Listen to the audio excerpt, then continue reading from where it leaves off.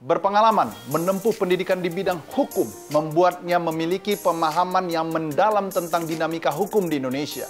Jujur, tegas, dan berintegritas menjadi pegangannya dalam bekerja. Tegak lurus, istiqomah, dan konsisten dalam membela kepentingan negara, selalu berbuat kebaikan atas nama kebenaran. Bagaimana jatuh bangunnya mencapai karir seperti sekarang? Selamat datang Jaksa Agung Muda Pidana Umum Kejaksaan Agung Republik Indonesia, Asep Nana Mulyana di Yulanda Darwis Open House. Disiplin, tapi juga komunikasi. Orang tua saya mengajarkan komunikasi itu selalu dua arah. Gitu, bapak saya bilang, kamu jangan minta sama orang, nanti kamu kecewa. Minta sama yang menciptakan kamu. Selamat datang di Yulanda Darwis Open House. Assalamualaikum warahmatullahi wabarakatuh.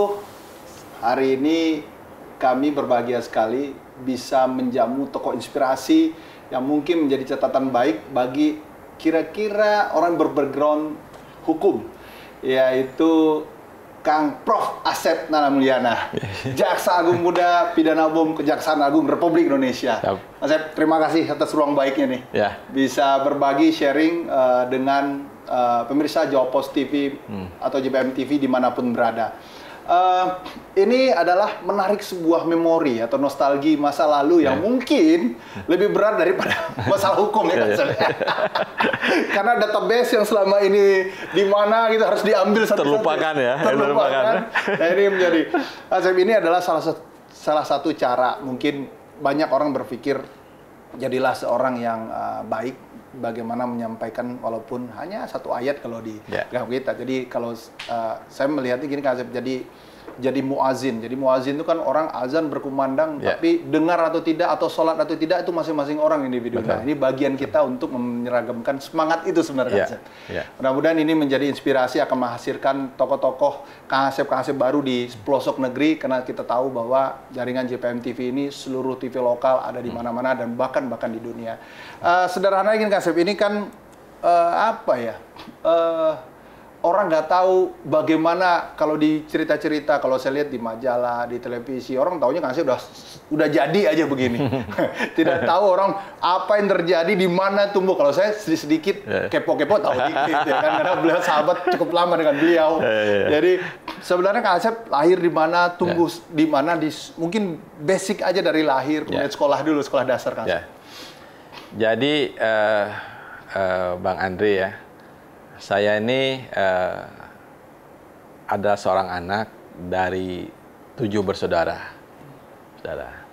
Jadi 2 laki-laki, saya dan kakak saya nomor 6, dan saya nomor terakhir yang paling bontot. Nomor 1 perempuan, nomor 2 laki, kemudian 3 perempuan lagi, 4 perempuan, 5 perempuan, 6 perempuan, saya nomor terakhir, nomor bontot itu. Nah, ada satu hal barangkali, dulu kami kan bertujuh bareng, Pak. Bareng, tinggal satu rumah sama kakak-kakak semua. Karena semua masih sekolah kan, saya masih kecil. Dengan kakak-kakak itu, saya lahir di Tasikmalaya, sebuah kota yang tidak terlalu kecil, tapi juga tidak terlalu besar lah, cukup bersejarah. Kami dulu dididik oleh orang tua itu, 7 orang itu punya tugas masing-masing tuh, punya tugas masing-masing. Kakak saya nomor 2 tadi yang laki itu tugasnya dia buang sampah misalnya, rutin dia, tutup pintu kalau sore atau malam itu dia tugasnya.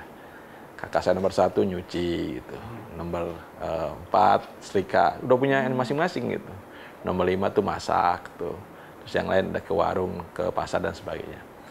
Jadi itulah yang kemudian menjadikan kami itu tanggung jawab dengan tugas masing-masing itu. Karena ketika misalnya sampah tidak terbuang, misalnya itu, pasti udah dicari nih, oh kakak saya nomor 2 nih, kan tugasnya dia nyari sampah gitu loh. Ketika misalnya cucian nggak beres, itu kakak saya nomor 1 tuh gitu. Dan saya waktu itu masih kecil, tentu tugas saya tidak terlalu seperti yang di beban kakak saya yang tua-tua gitu, yang sudah lebih duluan dewasa mereka.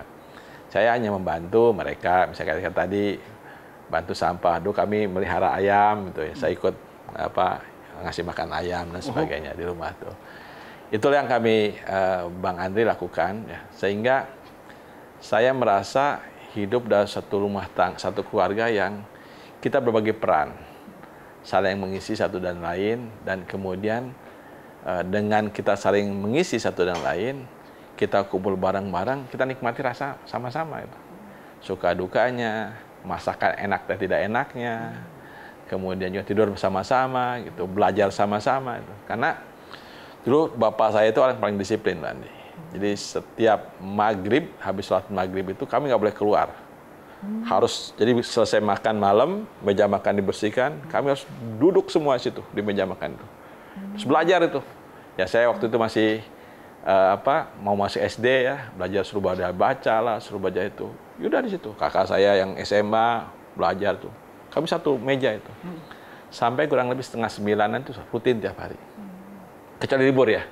Kalau libur kami dibebaskan tuh. Boleh main di halaman. Kalau besoknya libur misalnya, atau hari Minggu, besoknya libur kan. Dulu kan 6 hari ya. Itu tadi. Itu kami lakukan, Pak, Bang Andri. Jadi itulah yang membentuk kami semua ini punya tanggung jawab, punya job description masing-masing gitu. Yang kami harus patuhi gitu, ikutin terus. Dan itu jadi sekarang gitu. Jadi kalau sudah sama ketemu kakak saya itu tolong masakin, karena dia biasa masak deh gitu. Dan bapak saya waktu itu ditugasin untuk bawa truk gitu. Kan kakak saya punya truk segala macam untuk dagang lah, bawa barang sana kemari. Di sela-sela itu dia sempatkan untuk sekolah dia. Sambil bawa truk segala macam itu.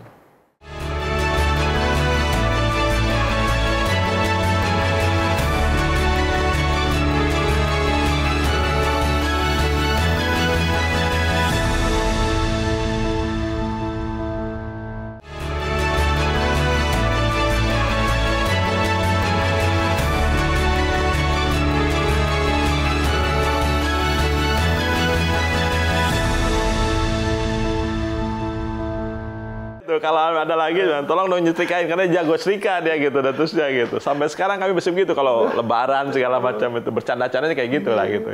Itu ayah backgroundnya apa? Jadi ayah saya sebenarnya, dari kalau nenek kakek saya itu, orang yang latar belakangnya bisnis ya, bisnis. Semua, kebetulan bapak saya itu anak paling besar. Semua adik-adiknya itu latar bisnis. Ya. Jadi, ya mohon maaf, waktu kami punya tanah yang lebar, luas di Tasik itu, punya sawah yang cukup luas ya gitu.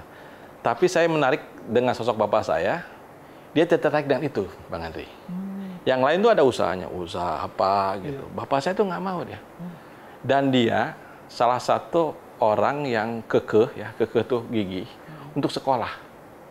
Padahal nenek kakeknya itu tidak memperbolehkan dia sekolah. Oh, kebalik. Ya. Karena suruh melaksanakan bisnisnya. Sudah jadi ngurusin sawahnya lah, ngurusin bisnis ininya dan itu sebagainya, dagang dan seterusnya. Bapak saya itu merubah mindset itu. Dan bapak saya waktu itu ditugasin untuk bawa truk gitu. Kan kakek saya punya truk segala macam untuk dagang lah, bawa barang sana kemari. Di sela-sela itu dia sempatkan untuk sekolah dia. Sambil bawa truk segala macam itu. Jadi saya sempat ada satu cerita menarik ya. Kakek nenek saya itu termasuk orang yang agak sedikit berada lah, kaya lah kurang lebih. Tapi dia tidak, ketika diminta untuk uang sekolah nggak dikasih, Pak. Tapi kalau untuk yang lain boleh gitu sekolah. Sampai satu cerita itu, dulu naruh beras itu juga di atas ini, di atas atap itu. Jadi bapak saya itu pernah menurunkan beras dari atas tuh, gabah itu. Padi yang masih belum digiling itu, satu karung bawa ke, kami kan punya penggilingan padi sendiri itu, giling padi dijual untuk bayar sekolah itu. Akhirnya dia dengan perjuangannya itu dia bisa menjadi pegawai negeri, walaupun dengan golongan-golongan yang rendah, karena memang masuknya dari SD waktu itu dia. Sekolah susah tuh dia. Bagaimana dia berjuang untuk sekolah sampai SMA pun dia, SMA itu dia SMA persamaan, bareng kakak saya paling besar. Jadi sambil dia bekerja, karena nenek saya, kakek saya itu tidak terlalu mensturi dia untuk sekolah untuk terjun sebagai pegawai negeri pada umumnya gitu. Kan ibunya semua ikutlah bisnis lah, nyelesai ngurus usaha daripada nenek kakek saya itu. Gitu. Apa yang menjadi catatan hati Bapak sehingga muncul rasa pendidikan itu penting, Kang? Yeah. Ketika kakek nenek udahlah, dagang aja udah bisnis, duit, yang penting kan duit ujungnya. Betul. Udah. Jadi saya pernah nanyakan itu, Bang Andri sama bapak saya, ketika saya udah menjelang dewasa lah, kemudian udah agak-agak ini, bapak saya sudah pensiun, saya nanyakan. Saya manggil dia Papih kan. Kenapa sih, Pih? Dalam artian, kalau Papih ikut emak, ikut abah kan enak, saya bilang gitu. Mau beras, kamu tinggal minta. Bahkan di penggilingan tuh bisa ngambil sendiri. Mau segala macam ini tinggal mobil ada juga kan, di situ udah ngomong gitu. Dia bilang begini, kalau harta benda, dia bilang, itu pasti habis. Pasti habis. Tapi kalau ilmu, dia bilang, itu pasti ada bekasnya. Dan itu kalau dia bilang, yang saya ingat betul kalimatnya dia, kalau kita ngasih harta, pasti berkurang harta kita. Tapi kalau ngasih ilmu, ngasih pendidikan, bukan berkurang, malah kan bertambah kita. Yang tadinya saya hanya bisa membaca huruf A, B, C, D, saya ajarkan ke Mas Andri, tentu saya akan lebih lancar ngurus A, B, C, D itu. Itu saya dengar. Dan kuat semangat dia itu. Bayangin aja golongan 1, dia harus menghidupi anak 7 anak, kemudian dia harus sekolah juga, sekolah menapak itu, dari SD, kemudian SMP sampai kerja itu. Dan kemudian seterusnya itu. Semua anak 7 sekolah, kan? Sekolah semua. Ya, tapi kadang-kadang itu tadi ya, namanya pegawai kecil kan pasti akhirnya ujungnya minta bantuan juga gitu. Kadang-kadang dikirimin beras lah, datang atau ke penggilingan, kan punya penggilingan kan, penggilingan padi di belakang itu bisa kemudian membantu kehidupan kami saat itulah. Karena kalau penggilingan itu banyak, Mas Andri. Setelah saya datang ke situ, bukan hanya di berasnya aja. Dedaknya itu bisa jadi duit juga itu. Jual dedak itu ke ini. Ayam ya, apa? Ya, ayam untuk peternakan ayam. Terus yang benyer, istilah benyer itu yang beras-beras yang bubuk itu loh. Itu bisa jadi duit juga itu. Jadi kadang-kadang orang misalnya datang ke kita untuk giling padi, kita udah dapat ongkos penggilingan, upah penggilingan, dapat juga itu tadi. Benyernya dapat, dedaknya dapat, dan lain-lain dapat gitu. Itulah kadang-kadang bapak saya tuh sore habis pulang kerja ke sana ngambil itu jual gitu. Kemudian ya bisalah akhirnya kemudian menghidupi keluarga, nyekolahkan anak-anak itu dari itu tadi. Di samping juga ada hal lain dilakukan yang gitu. Saya itu dulu orang tidak pernah mau dimarah sama guru. Tidak pernah mau dalam artian telat. Jadi saya kecil itu, jadi saya berusaha untuk seminimal mungkin dimarahi guru, semaksimal mungkin untuk terlambat. Jadi kadang-kadang ini yang membuat kakak saya itu, mohon maaf, jengkel sama saya itu. Karena apa? Jam 3 pagi udah bangun saya. Pada sekolah jam 7 lah. Sekolah jam 3 belum. Saya nggak bangun kakak saya. Ayo bangun, suruh mandi, dia bilang gitu. Kata kasih masih jam 3 pagi, subuh aja belum, dia bilang katanya.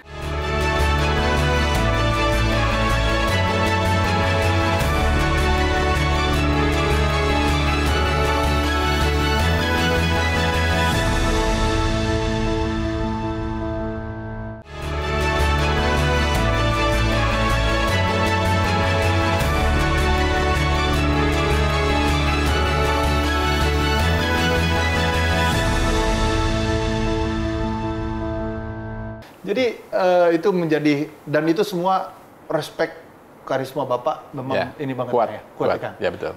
Ibu gimana kan? Sama. Nah. Jadi ibu ini adalah sosok yang ibu rumah tangga pada umumnya lah. Dia memang seorang ibu yang penurut. Jadi kalau bapak saya sudah punya aturan begitu, ibu tinggal ini aja. Kadang-kadang kita sebagai anak-anak kan suka wah bosan nih, saya bilang gitu. Gini-gini aja, udahlah ikut papihmu segala macam. Lu nggak ada yang ini kok katanya. Nanti juga kamu pasti dikasih kesempatan untuk misalnya untuk main segala macam gitu. Dan betul lah, kalau hari Minggu Sabtu malam Minggu kami tuh boleh saya main kelereng di depan rumah, main apa itu, main lari-larian tuh boleh tuh kita tuh kalau namanya. Apalagi bisa besok libur, walaupun hari Selasa, besoknya libur, boleh kami itu. Tapi begitu namanya hari belajar udah berhenti situ. Dan itu yang kami lakukan. Setelah misalnya tadi sholat maghrib, setelah kalau saya kan biasanya suka ngaji di surau lah, ada di Batu. Surau itu kadang pulang setelah maghrib, selesai maghrib itu kumpul semua situ. Itu tempat kami komunikasi. Situ kadang-kadang menceritakan lah keluhan kakak saya gimana di sekolahnya, terus kemudian juga kadang-kadang juga dapat cerita orang tua lah gimana pekerjaan dia sehari-hari dilakukan itu. Apa yang membuat Kang Asep, selain ketegasan Bapak tadi mungkin dari kecil ya, karena anak bontot ya kan, ada sesuatu yang mungkin ya kita pun kalau punya anak ya Pak Asep ya kadang-kadang Asep beda-beda nih. Iya betul. Ini apa yang sendiri sebenarnya sebagai anak bontot bukan spesial ya, apa kira? Asep kamu tuh gini, apa kalau nostalgia itu Pak Asep ya? Saya kebetulan kan begini, saya sebenarnya agak jauh jaraknya ya dengan kakak yang lain. Jadi kalau kakak nomor 1 sama 2 tuh jaraknya 1 tahun. Dulu kan belum ada KB tuh Pak Andi. Iya. Yang kedua sama ketiga 1 tahun. Terus kemudian. Nah saya dari anak 6 ke saya tuh jauh 5 tahun. 5 tahunan tuh jaraknya itu. Jadi 4-5 tahunan lah ya. Waktu itu dianggap anak paling busuk tuh kakak saya nomor 6 ini. Gitu lah, saya nomor 7. Sehingga pada saat kelahiran, saya kemudian beranjak besar itu, saya tuh sering di tanda kutip agak diperlakukan beda ya. Dipuja-puji lah segala macam, dibawa kalau ke rumah nenek segala macam tuh saya diajak paling duluan dan seterusnya itu. Nah, sehingga itu memantik saya untuk kemudian jangan saya mengecewakan dia gitu. Jadi kuncinya itu. Jadi kadang-kadang, mohon maaf saya sering dipamerkan gitu loh. Ketika saya baru bicara bahasa Iqra gitu, ditampilkan sama bapak saya itu. Nih, anak saya ini udah bisa Iqra di segala macam. Nah, sehingga walaupun misalnya saya baru baca bisa Kulhu Al-Ikhlas misalnya, saya berusaha untuk besok pun ketika datang kembangan lagi gitu loh. Karena bapak sih seringkali, mohon maaf agak hiperbola juga deh, gitu. Hiperbola juga. Ini udah jago kaji nih segala macam gitu. Akhirnya menantang saya, padahal saya baru bisa Al-Ikhlas saja gitu. Kadang-kadang orang misalnya itu tadi yang itu tadi ya, memacu saya. Akhirnya saya nggak mau bikin malu dia kan gitu. Ya udah besok belajar lagi untuk terus gitu. Demikian yang lain-lain. Itu salah satu mungkin yang memotivasi saya untuk kemudian terus belajar mandiri ya untuk itu. Ini menarik kan, karena di antara itu ternyata ada motivasi Bapak untuk menghiperbola keadaan gitu ya. Nanti akan saya menjadi termotivasi sendiri. Terus di sekolah dasar itu kan ya. Kemudian lanjut SMP di situ juga ya, di Tasikmalaya juga ya kan. Jadi sebelum saya ke SMP saya itu dulu orang tidak pernah mau dimarah sama guru. Tidak pernah mau dalam artian telat. Jadi saya kecil itu, jadi saya berusaha untuk seminimal mungkin dimarahi guru, mungkin untuk terlambat. Jadi kadang-kadang ini yang membuat kakak saya itu, mohon maaf, jengkel sama saya itu. Karena apa? Jam 3 pagi udah bangun saya. Pada sekolah jam 7 Sekolah jam 3 belum. Saya nggak bangun kakak saya itu. Ayo bangun, suruh mandi, dia bilang gitu. Kata kasih masih jam 3 pagi, subuh aja belum, dia bilang katanya. Itu saya lakukan terus tiap hari itu. Nah, tiap hari. Dari sejak SD itu. Takut nanti telat. Belum katanya. Kadang-kadang akhirnya karena saya kan takut juga kalau mandi sendiri kan gitu kan, diantarin kan. Kadang-kadang akhirnya sudah ya saya bangun gitu. Ya akhirnya di situ saya baca lah kemudian itu. Dan itulah yang kemudian saya jadi kebiasaan Bang Andri. Setiap hari itu jam 3 subuh alarmnya udah bangun. Bangun itu terus. Mungkin gara-gara itu awalnya gara-gara gitu. Jadi bagaimanapun capeknya malam saya, bagaimanapun kegiatannya saya jam 3:30, 4 tuh sudah terbangun lah, tanpa alarm pun udah bangun gitu. Walaupun kita tidurin lagi, udah melek-melek lagi gitu loh. Pantesan Bapak itu di WA subuh langsung on fire, kita baru selesai tahajud beliau udah. Iya itu. Dan saya merasakan setelah itu jadi kebiasaan. Jadi saya lebih senang belajar tuh di pagi hari. Jadi kalau misalnya besok ujian, kadang-kadang teman-teman ke rumah kan, belajar kelompok semacam. Belajar kelompok, saya tinggal tidur dia. Mereka belajar, tanya jawab lah ini itu segala macam. Kalau belajar matematika, saya tidur gitu. Tapi besok-besok nilai saya bagus. Nah, kaget mereka kan gitu. Kenapa nilai bagus gitu? Padahal saya udah belajar subuh, mereka tidur, saya bangun kayak gitu-gitu loh. Itu tipsnya ternyata ya. Ternyata apa ini juga ya yang membuat jadi kebiasaan lah gitu, seperti itu Bang Andri. Apalagi Kak, di sekolah dasar itu kan memori yang kadang-kadang ya apa ya? Ya cukup unik ya. Mungkin hari ini mungkin banyak generasi zilenial atau alpha sendiri nggak merasakan yang Pak Asep rasakan. Jadi satu ya, itu yang mendorong saya itu pasti orang tua saya, bapak saya itu yang. Yang kedua, saya itu kan dulu ya orang yang introvert deh. Jadi dalam artian bergaul itu agak susah lah gitu. Karena kami itu tadi, kami bertujuh itu di rumah gitu, kemana-mana itu. Baru sedikit pergi, karena saya paling kecil tuh dicariin kan gitu kan. Nah, sehingga ada satu pernah saya merasakan kok saya teman-teman tuh tidak bisa dekat sama saya kan gitu, Bang Ade ya. Biasa nggak tahu apa alasannya. Maka kemudian saya bilang bagaimana cara teman-teman dekat itu gitu. Kalau saya ngajak makan kan nggak mungkin saya ngajak kemudian belanja apalagi nggak lagi. Akhirnya apa? Ya saya berusaha untuk menonjol di kelas itu. Menonjol. Jadi saya memang sejak kecil tuh berusaha untuk jadi juara kelas gitu. Dengan juara kelas begitu, akhirnya apa? Teman datang sendiri ke rumah gitu loh. Nanya ini, nanya itu, gitu. Belajar bareng segala macam. Oh, ternyata saya merasakan enak ya. Kalau saya kemudian menonjol, jadi bintang kelas, jadi itu, teman pun nggak usah dicari, gitu. Datang sendiri dia, datang sendiri gitu. Datang sendiri ke rumah atau kemudian ngajak gitu. Kadang-kadang lagi istirahat, makan yuk gitu. Kadang kita dibayarin sama mereka kan gitu. Itu yang mendorong saya kemudian harus ya juara kelas terus gitu Bang Andi. Oh, ya. Itu jadi juara itu dari SD itu. Itu. Pantesan saya itu. Jadi saya rasanya kan, hari ini ya. Oh, okay. Jadi itu tadi. Karena ingin punya banyak teman, awalnya cuma itu aja sih, nggak ada punya motivasi apa-apa gitu. Apalagi kita ingin motivasi ini dan itu. Nah, ini nih generasi masa depan yang merasa introvert. Nah, ini ada strategi di belakang yang bisa dimanfaatkan ilmu dari seorang Pak Asep Nana Mulyana. Jadi SD udah juara, terus akhirnya orang datang di situ mulai extrovert, artinya mulai mencair. Mencair. Bahkan mohon maaf saya bilang tuh, saya kadang-kadang cewek-cewek itu ya, kita mulai beranjak dewasa lah. Cewek-cewek datang sama saya karena saya tahu dia itu. Bukan karena suka sama saya dia, karena dia tahu itu. Ya kita kan namanya laki-laki punya ketemu sama perempuan kan seneng nggak datangi cewek-cewek cantik, kemudian itu malah memicu saya lagi. Misalnya ada cewek cantik di kelas itu ya, besok gitu. Gimana caranya datang ya? Saya belajar gitu. Matematika saya baik. Besok datang ke punya saya di dekat-dekat gitu kan ya. Gimana caranya ini ya? Saya ikut. Itu Bang Andri.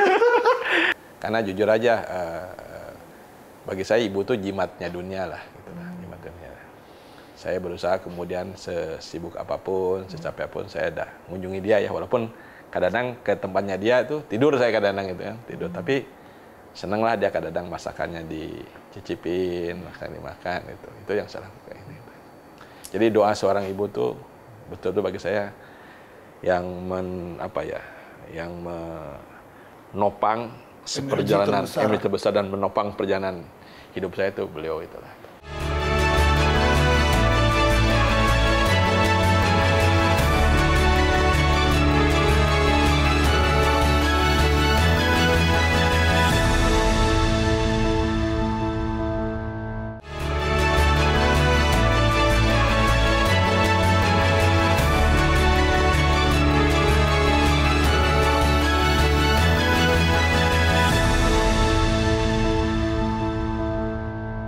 Ini menarik, Kak Asep ketika dari Tasikmalaya tiba-tiba SMA di Tasikmalaya. Saya SMA Tasikmalaya.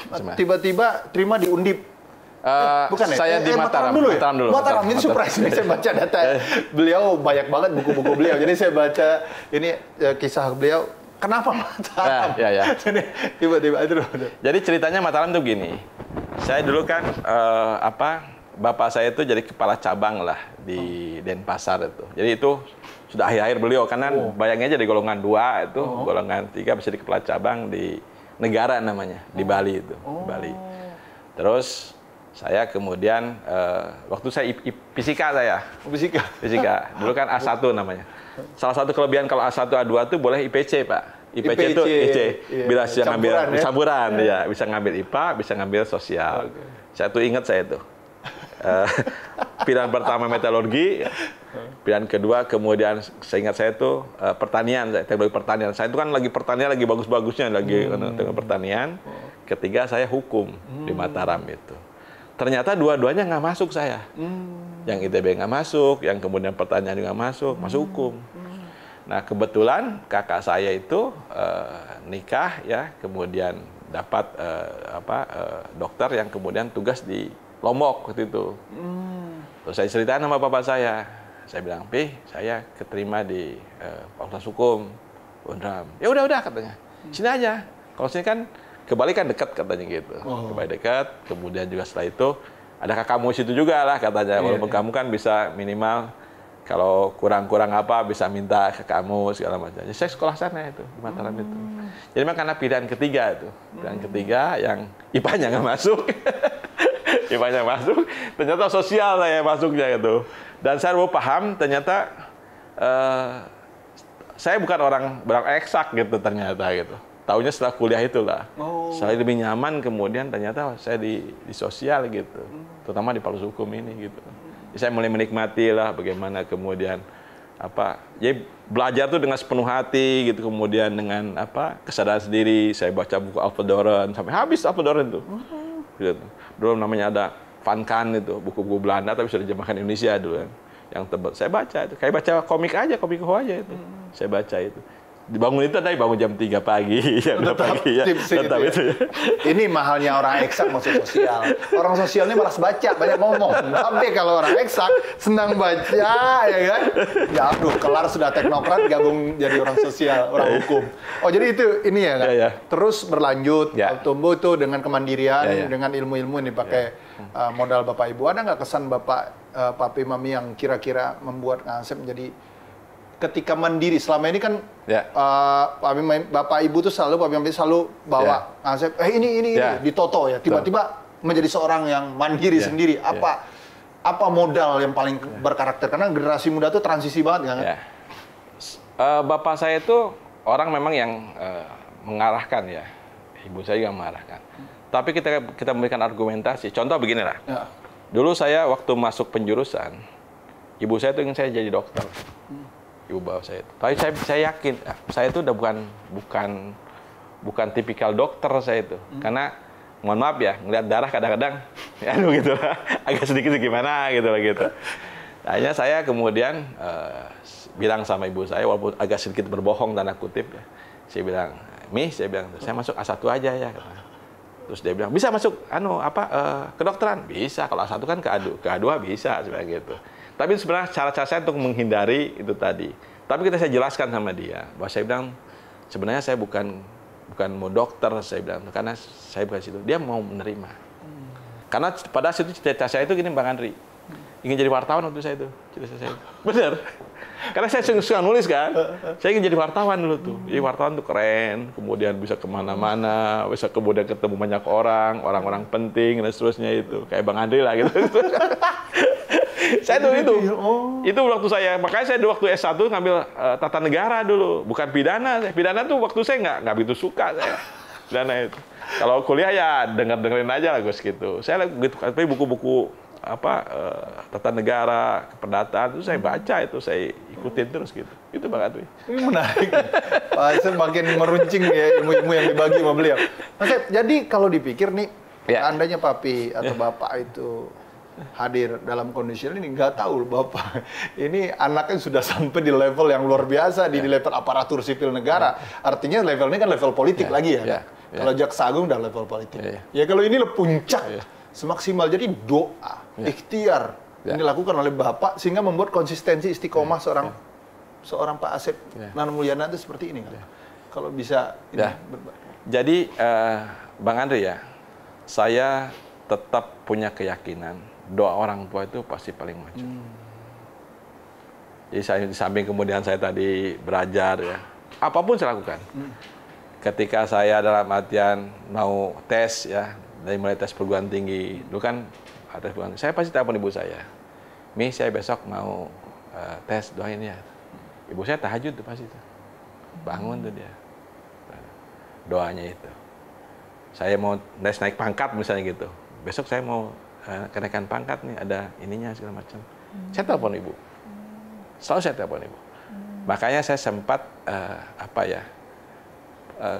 pernah kehilangan spirit lah, semangat ketika ibu saya meninggal. Jadi saya waktu itu untuk apa lagi kemudian saya berjuang istilahnya meraih ya dalam artian tangga-tangga kehidupan ini. Siapa lagi bisa saya banggakan kalau kemana lagi saya mau banggakan gitu perjuangan ini kalau ke ibu saya gitu loh. Sempat itu. Tapi hanya istri saya menyemangatin, katanya, dia bilang, kan masih ada saya, masih ada anak-anak, ayolah bangkit lagi. Karena jujur aja, bagi saya ibu tuh jimatnya dunia lah, gitu lah, jimat dunia. Saya berusaha kemudian sesibuk apapun, secapek apapun, saya ada mengunjungi dia ya, walaupun kadang-kadang ke tempatnya dia itu tidur saya kadang-kadang gitu kan, tidur. Tapi seneng lah dia kadang-kadang masakannya dicicipin, makan dimakan gitu. Itu yang saya lakukan ini.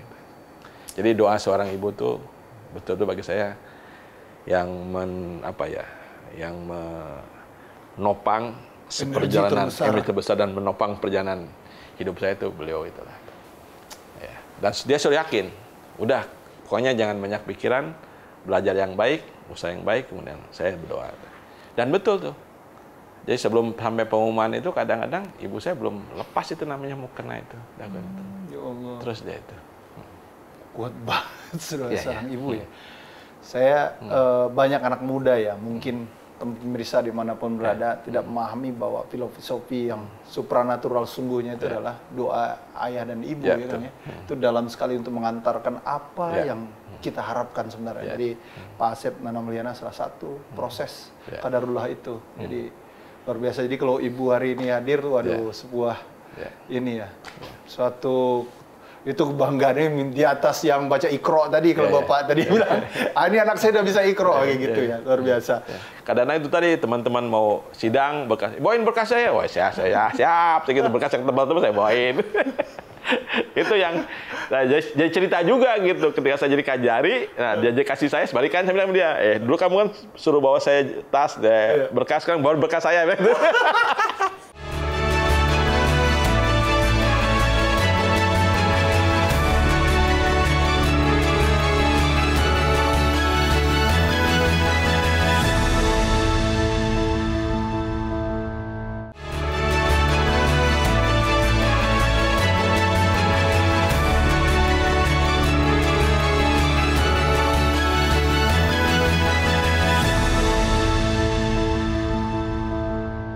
Dan ketika selesai di Universitas Diponegoro, kemudian kembali ke masa tugas ya kan? Ya, jadi waktu itu programnya bagus Bang Andi ya. Programnya itu satu pertama dan mungkin yang paling hemat saya bagus.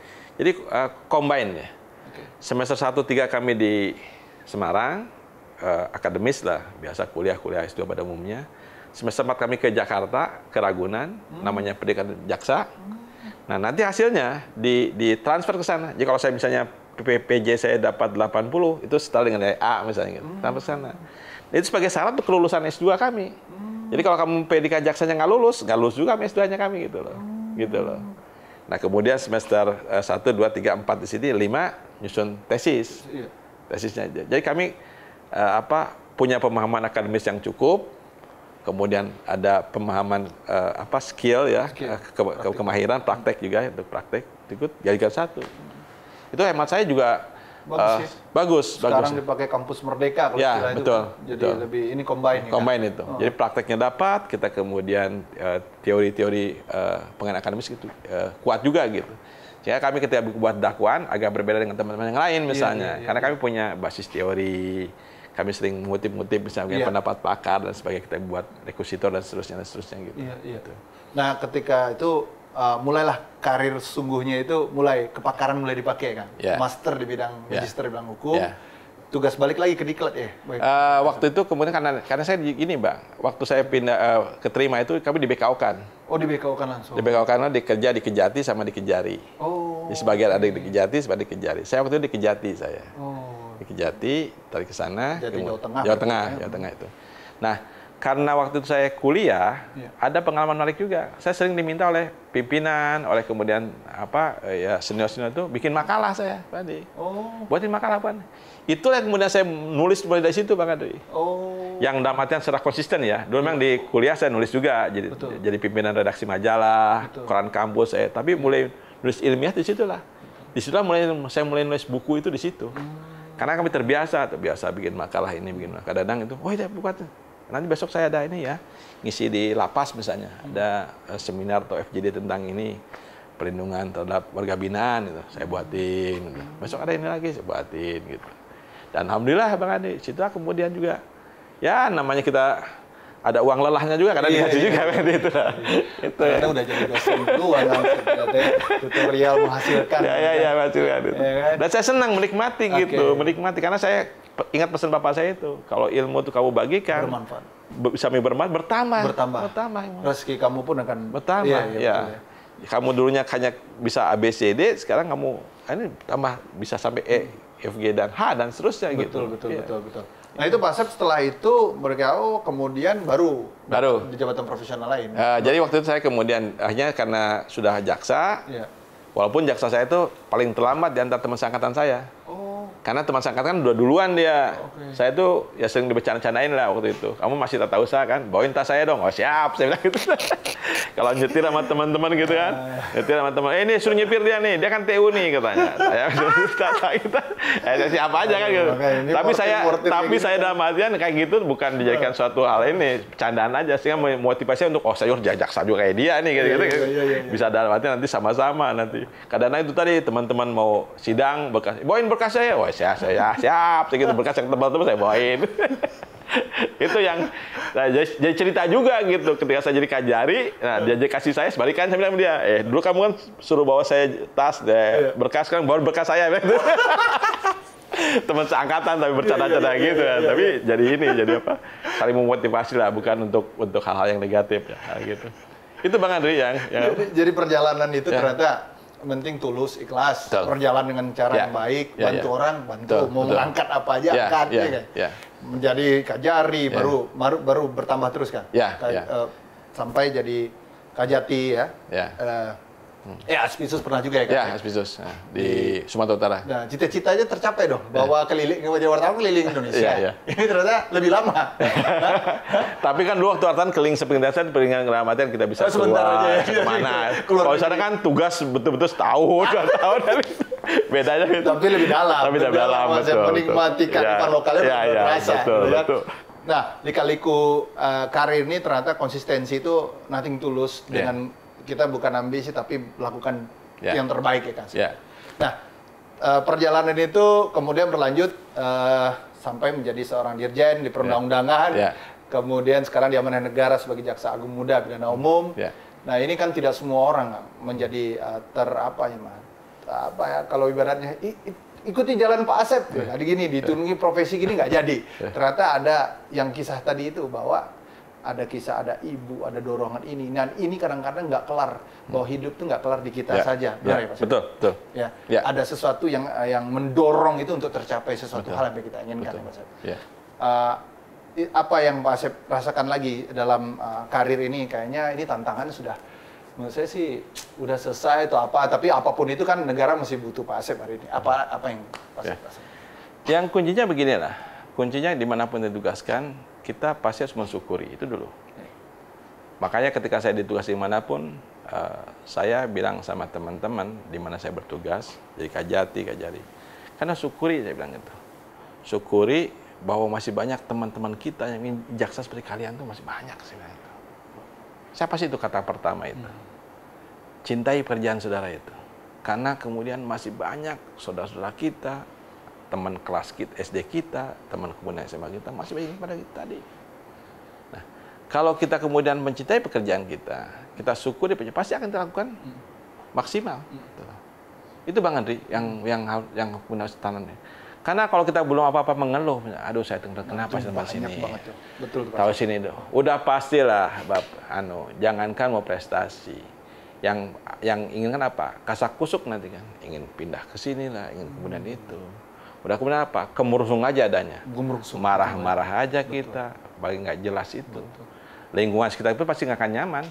Baik staf, teman pun sekarang kalau kita ibarat kita lah kalau bergaul. Kalau saya kemerungsung misalnya segala macam, saya lagi nggak enak ini, hati nggak enak perasaan, pasti Bang Andi juga nggak nyaman. Kita diskusi atau dialog hari ini kan. Tapi kalau kita nyaman segala macam, pasti enak gitu kan. Mengalir, diskusi mengalir. Ada kesulitan bareng-bareng kita kerjakan bersama dan seterusnya gitu loh. Jadi itu yang kemudian saya lakukan. Jadi saya sama saya itu dimanapun penempatan, dimanapun penegasan, kita nikmati, syukuri itu. Jangan kalian berhenti. Ya. Berhenti apa? Ya berhenti bergerak, berhenti bermimpi, berhenti berkeinginan, ya. Berhenti berkarya, berhenti berinovasi. Terus bergerak. Sekecil apapun langkah itu. Sependek apapun kemudian gerakan kita itu. Gerak terus itu. Karena kalau kalian sudah punya mimpi, sudah punya keinginan, angan-angan, pasti minimal kalian sudah, besoknya akan tepat itu. Oh besok saya harus ke sini ya, besok harus begini. Untuk harus mempersiapkan diri.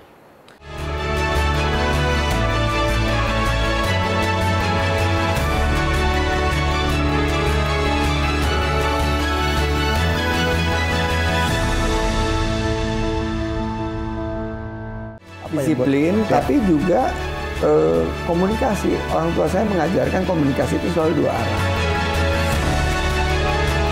Gitu, bapak saya bilang, kamu jangan minta sama orang, nanti kamu kecewa. Minta sama yang menciptakan kamu. Selamat datang di Yuliandri Darwis Open House.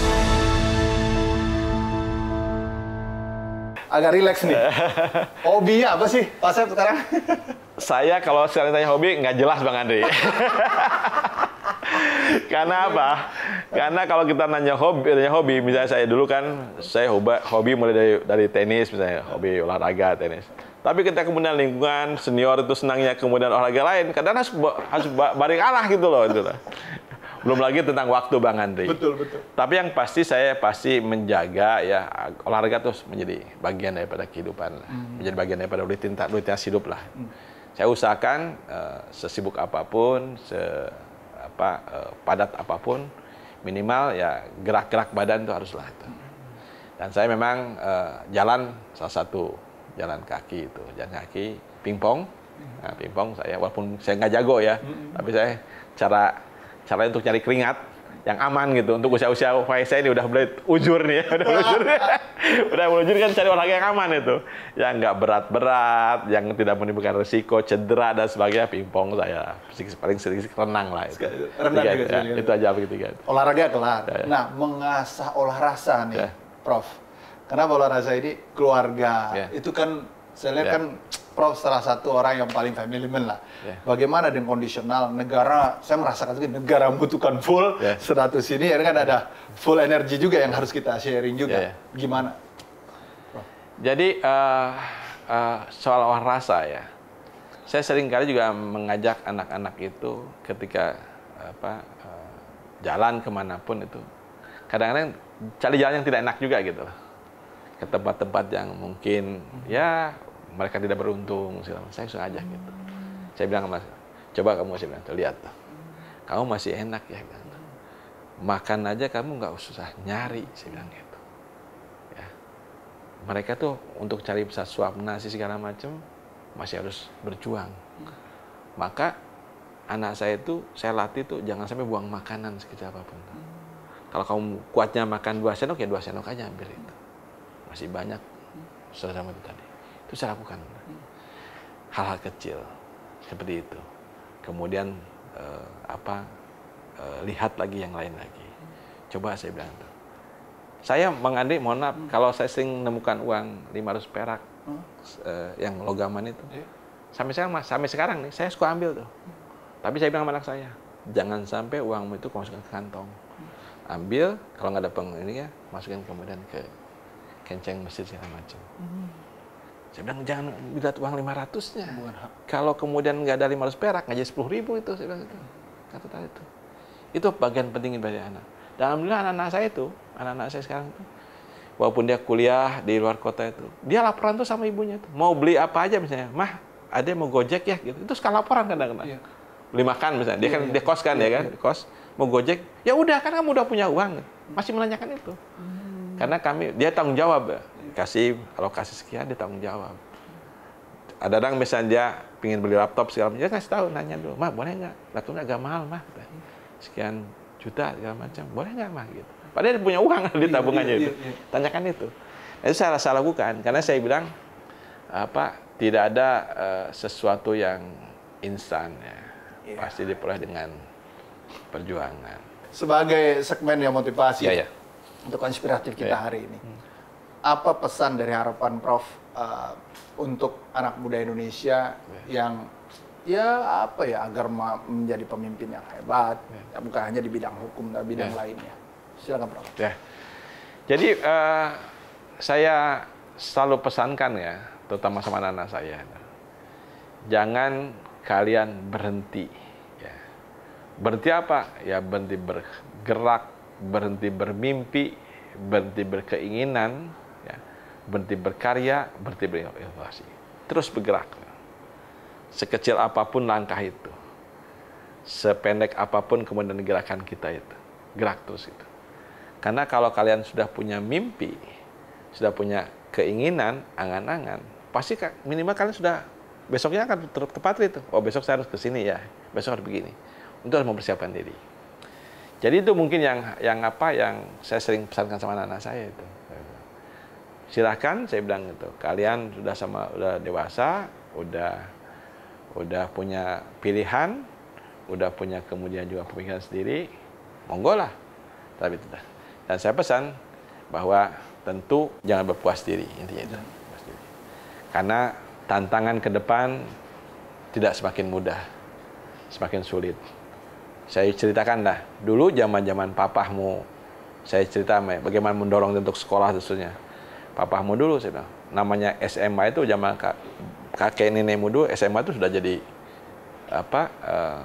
punya jabatan struktural dan sebagainya, pejabat lah segala macam. Sekarang SMA, mohon maaf sudah jadi itu. Maka kamu sekolah. S1 nggak cukup buat kamu, sekolah lagi sudah. Jadi intinya tadi, ya.